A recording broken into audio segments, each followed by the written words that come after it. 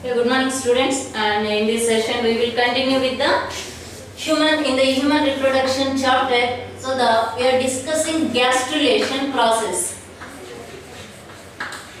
So this is the process where the blastula is converted into the gastrula, which mainly consists of. So here the blastula, which mainly converted into the gastrula, and at this stage the three germ layers are formed. So when we are calling it is, this structure is a gastrula means when it contains the three germ layers.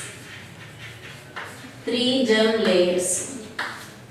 And how these three germ layers are formed, and we know that from each germ layer there are different types of tissues or different types of organs are formed. So that is the reason where here in human beings there are first germ layer which is to be formed is an endoderm. Endoderm is the first layer, and later, so already we discussed how endoderm is formed. So here we discussed that the formation of endoderm. So already we discussed that. So once again we recall this, the formation of endoderm, and it is very important to remember that the first germ layer which is to be formed is the endoderm, but it is not ectoderm. So generally we will thought that ectoderm, mesoderm, endoderm, but formation wise this is the first layer. So as we just recall the structure of this embryonal disc, and these are the epiblast cells, and here it is the trophoblast layer is present,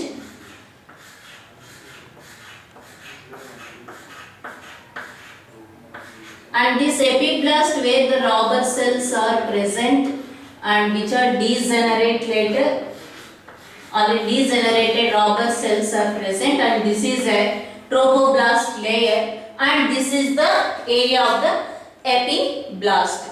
So and under this there are hypoblast cells which are detached from this, and it forms a layer, a single cellular layer which is known as endoderm, and this endoderm layer is, while coming towards the opposite to embryonal disc, it is almost merged with the, or it is almost contact with the trophoblast layer, and here from this side also it comes, cell divisions takes place and it forms a complete layer of the endodermis, and here this is the reason where it contacts with the trophoblast layer, and this is known as yolk sac. Yolk sac, and the remaining area of the endodermis layer which forms or which is known as primitive gut. Primitive gut. So these are the two layers or two regions in the endodermis layer. So yolk sac, and it is next it is acts as a extra embryonic membrane. Later we will discuss about the yolk sac. So here this is the remaining area of the endoderm is primitive gut. So like this the endodermis formation takes place during gastrulation process. And the next one is the formation of mesoderm. Formation of mesoderm. In this, here from the epiblast cells, in the epiblast cells, some of the cells they are detached from this layer, from this embryonic disc or embryonic nerve. So some of the cells are detached and they move to the different areas. So like this, they splits from the epiblast cells. So here this forms the mesoderm, layer. So like this. And this moves to different areas in the embryo, and then the different types of tissues and organs are formed from this mesoderm, and it splits. It's completely detached and groups into several areas. So like this. And this is known as the mesoderm. And mesoderm is the second germ layer which is to be formed. Second germ layer. So that is the mesoderm. Mesoderm is nothing but it is the splitting of some cells from this epiblast layer. They detach from that layer and they grouped in several areas where they form the tissues or organs. So that layer is known as mesoderm layer. And third germ layer which is to be formed is an ectoderm. So now formation of ectoderm.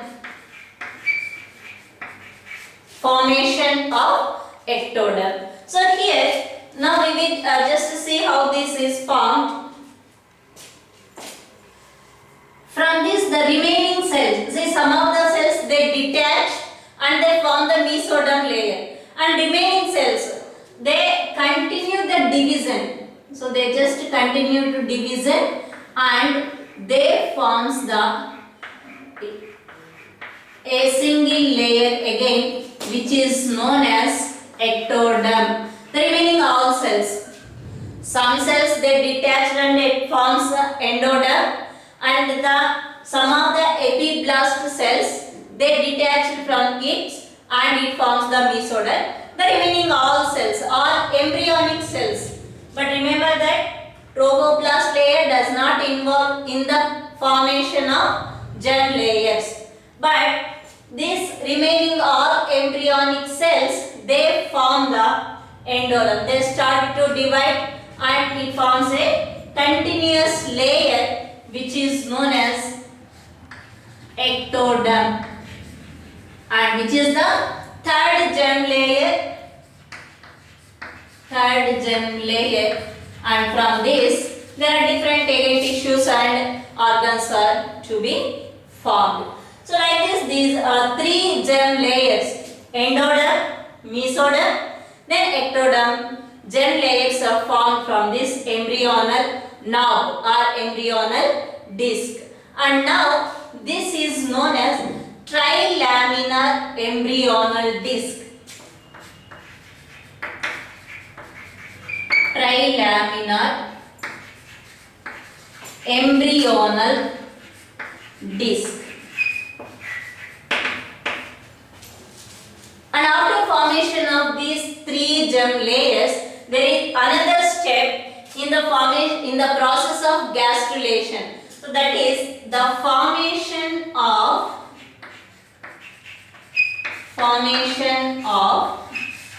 amniotic cavity.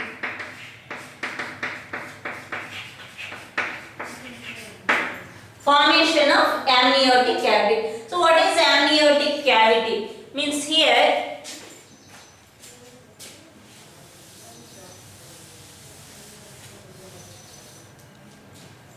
if you see that this is the endometrium of the uterus, and here this is the embryonal disc.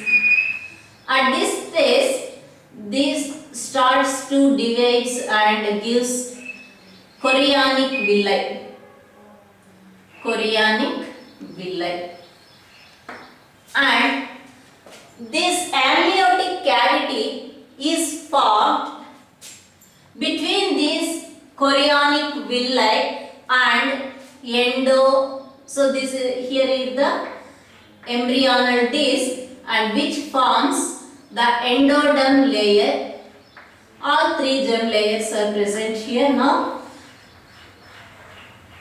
And now this is the cavity. See here, this is the cavity where the amniotic cavity is present. So this cavity is formed between the, so amniotic cavity formed between chorionic villi and embryonal disc or germ layers.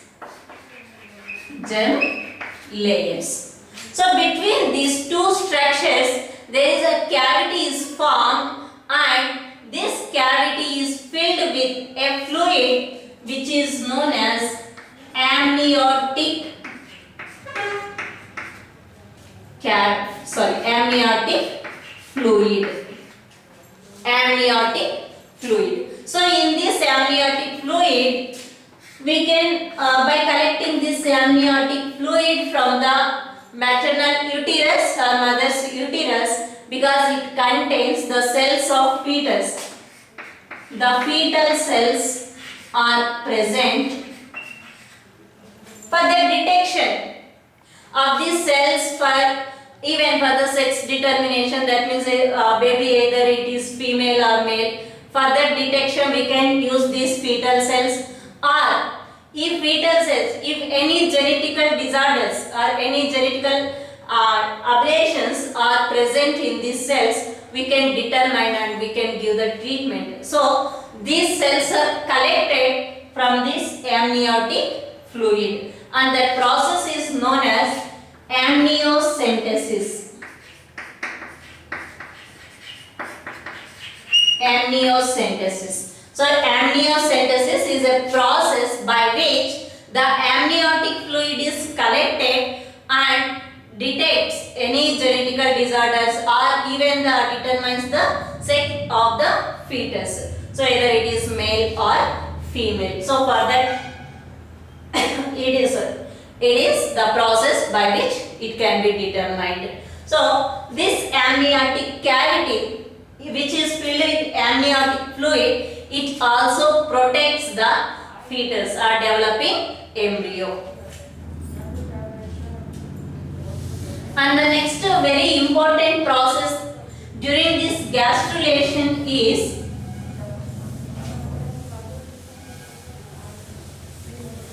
primitive streak formation. So the next process is formation of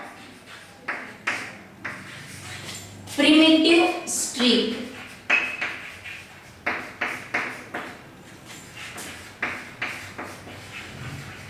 And when this primitive streak is formed, that time it is said to be that the start of gastrulation. So what is primitive streak? Means here, this is just I will draw the epiblast cells of the embryonal disc. So this is the epiblast layer where the columnar cells are present. Columnar cells are present. So here a streak is formed. So just here at the middle of the epiblast layer, at this middle of the epiblast layer, a groove is formed. So just a streak, that means it just, well, it is the stride and it is just folds inwards. So there the streak is formed. So now in the next step, if we will observe this same structure, it gives this type of structure. So because it folds inwards and the same cells, columnar cells are present here in the epiblast layer.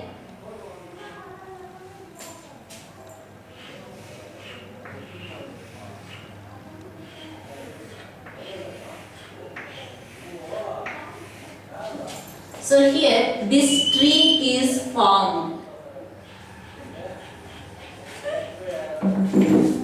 and here at the anterior of this streak there is a bulged structure. So this structure is known as, this is the primitive streak.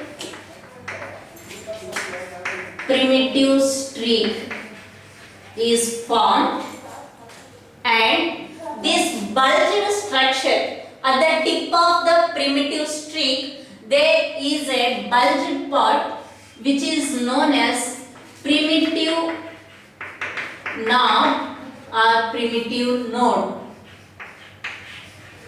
Primitive knob or primitive node, and these two are the primitive folds. So when it folded inwards, then there are two folds are formed on either side of the primitive streak. Now these are the two folds, and these two folds are known as primitive folds. These two folds are known as primitive folds. What's the importance of this formation of primitive streak means? It determines, this primitive streak determines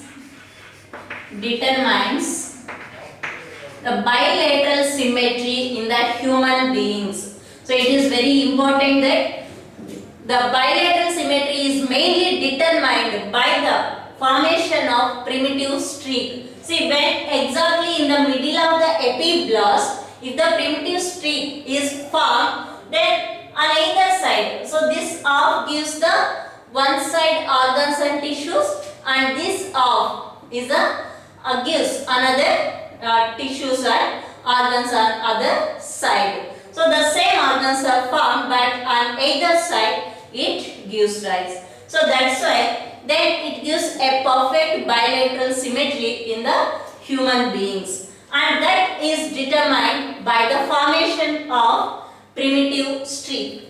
So it determines the bilateral symmetry.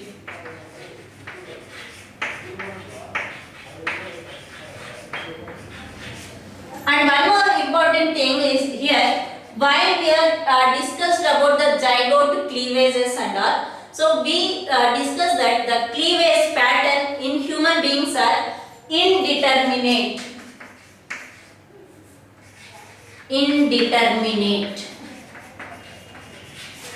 Even up to the blastula stage, this blastula also contains the layers of cells, and up to this we don't know from which cell it gives rise to the which organ, and from any cell of this blastula it can give rise to any organ or any organ system or any type of tissue. But once there the formation of germ layers takes place, it comes to the determinate. Means there are particular germ layers are formed from the endodermis or from the endoderm. Only particular organs are formed. From the mesoderm, only particular organs are formed, and that is said to be that fate of germ layers is determined. We can say that from mesoderm which types of tissues are formed, which type of organs are formed. But before that, up to the blastula stage, we don't know from which cell which organ is going to be formed. So that is the reason why we are calling it as previously it is indeterminate, and once the gastrulation completes, once the germ layers are formed, then it is determinate. So that is very important to remember.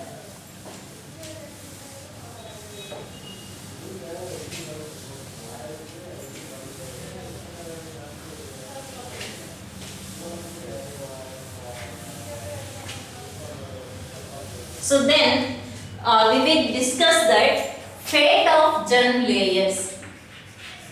Fate of germ layers. 3 germ layers. First we will see endodermis or endoderm. From endoderm, what are the structures or what are the organs or organ systems are going to be formed, and then from mesoderm and then ectoderm. So it is very general information, but remember, very important to remember from which germ layer, which organs or which type of tissues are formed. So first we will see that the endoderm. From this endoderm, the gut is formed. Gut, that is only midgut is formed from the endoderm. So only midgut. So midgut, from where we are calling it as a midgut? From pharynx, not from the buccal cavity. So from the pharynx to colon. So from the large intestine. This colon is a one part of the large intestine. From pharynx to colon, it is formed from the endoderm layer. And another one is middle ear. Only that middle ear. And we know that ear is divided into three parts: external ear, middle ear and internal ear.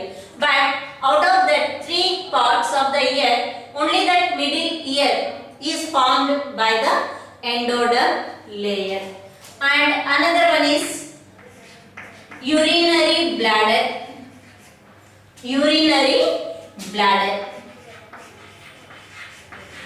So that is excretory system.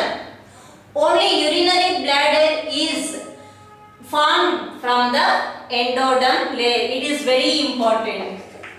See, only that urinary bladder, but remaining all are they are formed by the mesoderm. Complete excretory system is formed by mesoderm, but urinary bladder only it is formed by endoderm layer. And another important one is anterior pituitary lobe.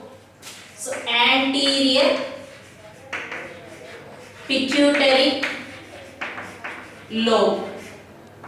It is formed by the endoderm, and remaining part of the pituitary gland, that is posterior pituitary and middle pituitary. So pars intermedia, these pars posterior, these two lobes are formed from the ectoderm, but only anterior pituitary lobe is formed from endoderm. And then from the mesoderm. So from the mesoderm, the circulatory system is formed. Most of the tissues are formed from the mesoderm layer. So one is circulatory system, respiratory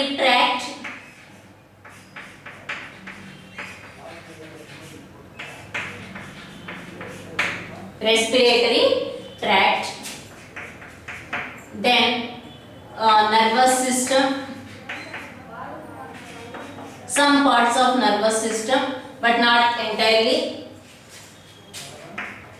then glands like thyroid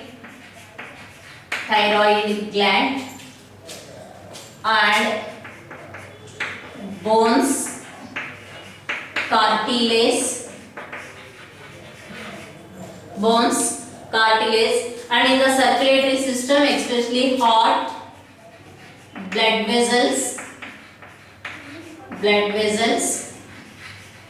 blood and lymph.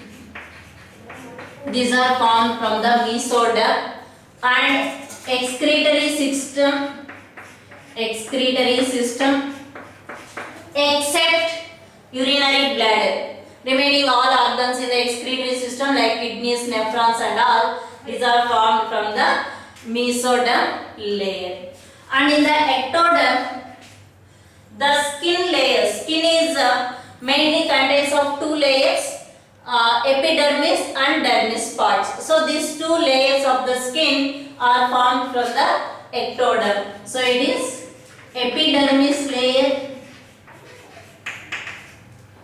and dermis layer of the skin, then sense organs. So that means in ear, already middle ear is formed from the endoderm, the remaining parts of the ear, that is external ear and internal ear. External ear and internal ear. Then eye. In the eye, retina, conjunctiva, retina, conjunctiva, etc. These parts are derived from the ectoderm layer. And the gut, that means foregut and hindgut, because middle gut is formed from the endoderm, but remaining parts of the gut, alimentary canal, that is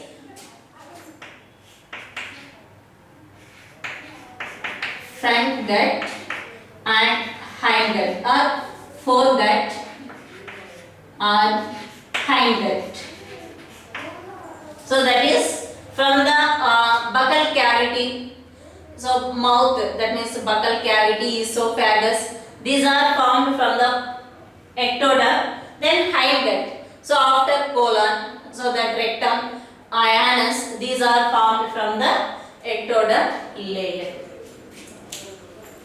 So they, and another one is posterior pituitary, posterior pituitary and middle pituitary. These are formed from the ectoderm layer. So these are the fate of germ layers. From which germ layer, which organ or organ system is formed. So it is general in every textbook, so it will be available. So just we have to remember that in some systems only some parts of that system is derived from the different layers. So for example, urinary bladder of the excretory system, then anterior pituitary lobe of the endocrine system, then middle ear. So these some exceptions are there to remember, which are very important, and so many times they may ask these questions from this topic.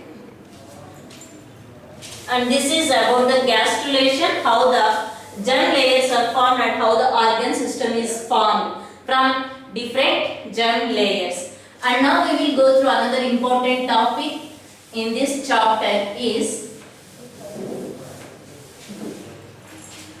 placenta.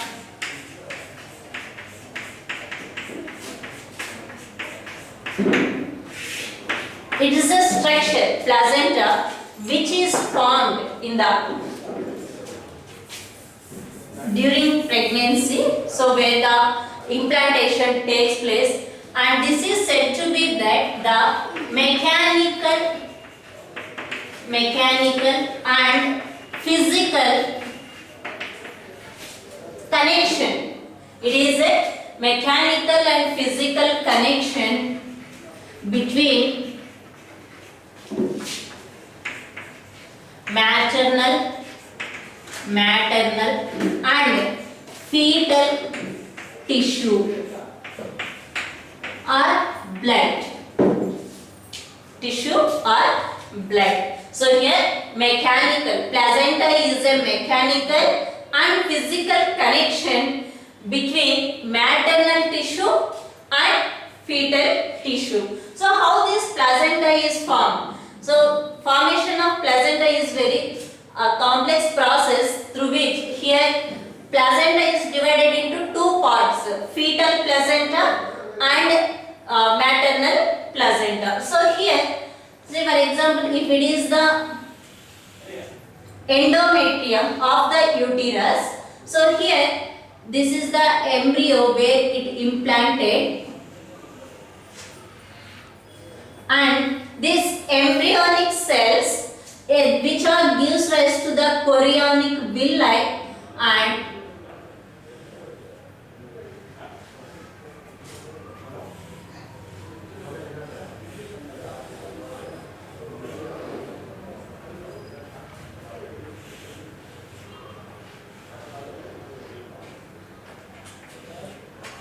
so these are the chorionic villi through which the embryo is implanted into the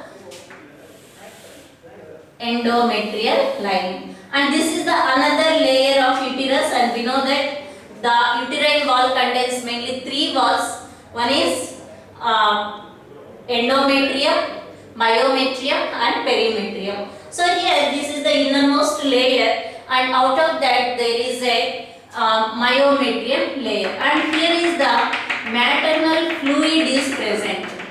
So that is nothing but blood and other interstitial substances.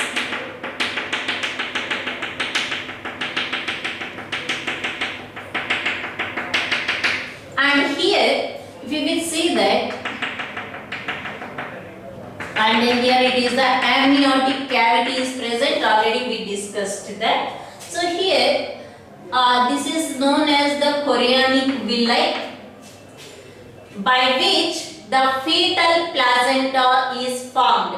So the chorionic villi only forms the fetal placenta. So here the fetal placenta is known as the fetal part. Placenta, now it is divided into two parts. One is fetal part and another one is maternal part. This fetal part is known as chorion, that means which is formed from this chorionic villi, and that is known as chorionic part. And maternal part, so the maternal part of placenta is known as decidua. Decidua.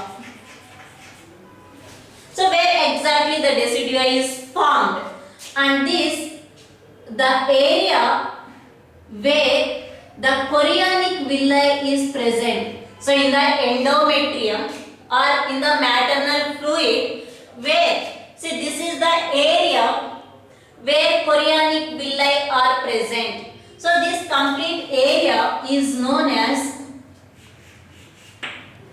decidua basalis. It is known as decidua basalis. Generally, all robust cells, they form the chorionic villi. All the embryonic cells gives the chorionic villi, but the all chorionic villi degenerates except at the area of implantation. So this is the area of implantation where the embryo is implanted into the maternal fluid. So here these chorionic villi are directly dipped into the maternal blood. So they are dipped into the maternal blood, and this is the area which is known as decidua basalis, which forms the placenta of the mother. And here from this endometrium, it encloses the entire embryo. This endometrium just expands and it encloses or it covers the entire embryonic disc, and this is known as decidua capsularis. Decidua capsularis. And remaining part of the endometrium, it just enlarges like this. Remaining part of the endometrium. See, this is the endometrium from this side also. So here it just enlarges, and this part of endometrium is known as decidua parietalis. Decidua parietalis. So now we can say that the maternal part of placenta is divided into three parts again. One is decidua basalis, decidua capsularis and decidua parietalis. So here all these structures together known as it is a placenta, and this placenta, so now this is the placenta where it forms both from both fetal part as well as maternal part, and if it is an embryo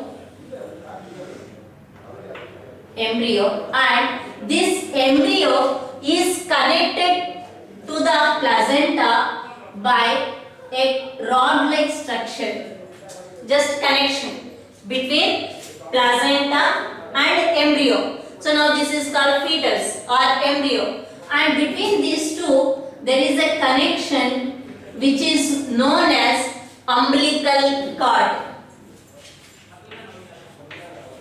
Umbilical cord. And this placenta weighs about 500 grams. The weight of the placenta is about 500 grams, and it is formed at the 11th weeks of the fertilization, and it retains till pregnancy completed, till the delivery of the baby. And this length of the umbilical cord is about 12 to 24 inches.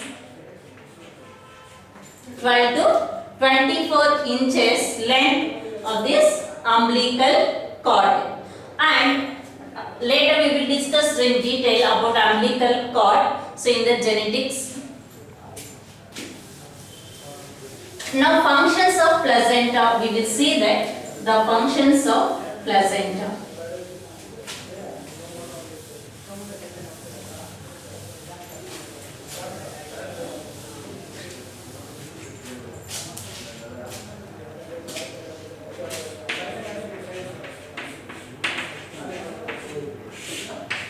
So first the main function, as it is a connection between the mother and fetus, so it helps in the transportation of nutrients. So these nutrients which are absorbed into the mother's blood, these are directly passes through the placenta to the developing embryo or developing fetus. And another function of this placenta is it helps in the exchange of respiratory gases. Exchange of respiratory gases. That means from the mother, oxygen is passes through the placenta, and the carbon dioxide which is formed in the fetal tissues, it is again transported or passes through the placenta into the mother's blood. And another function is it secretes some hormones. Secretion some hormones. So for example, progesterone. And we know that this progesterone initially it is secreted by the corpus luteum. So once the placenta is formed and this corpus luteum still is present until 4th month of the pregnancy, and along with this corpus luteum, then the placenta takes its responsibility to secrete the progesterone.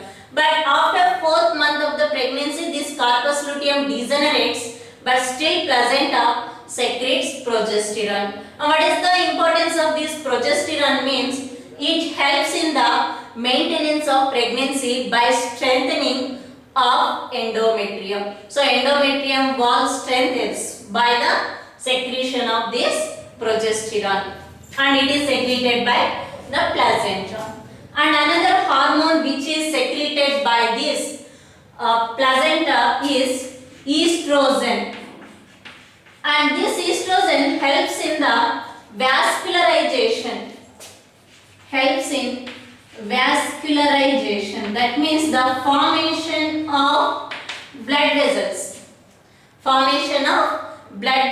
During pregnancy.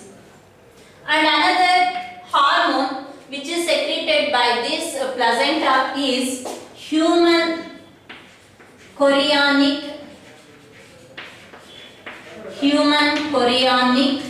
gonadotropins. So these are simply called HCG. So it is indicated by this small h and CG, human chorionic gonadotropins.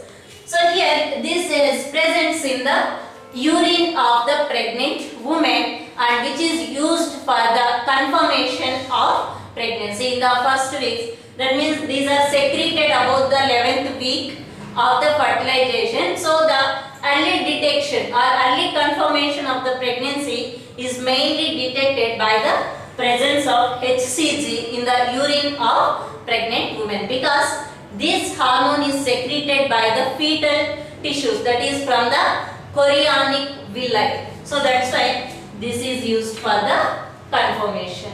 And another one is human chorionic lactosen.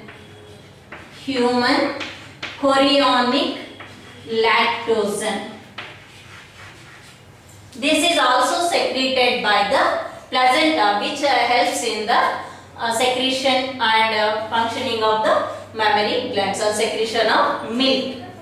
And another function of this is it helps in the eliminating of, or it eliminates the nitrogenous waste materials from fetus.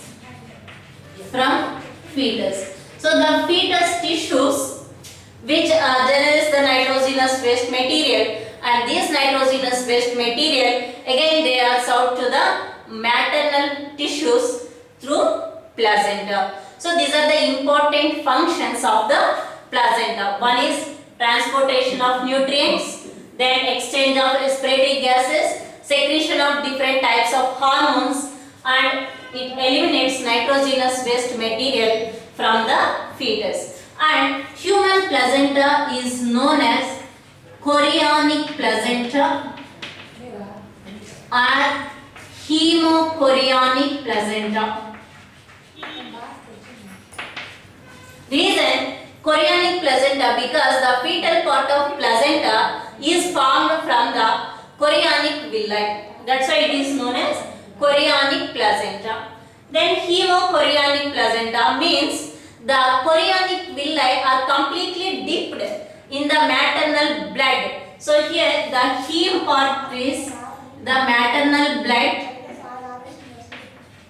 and this chorionic villi are dipped into the maternal blood. So that's why it is known as the hemochorionic. That means the direct contact with the maternal blood.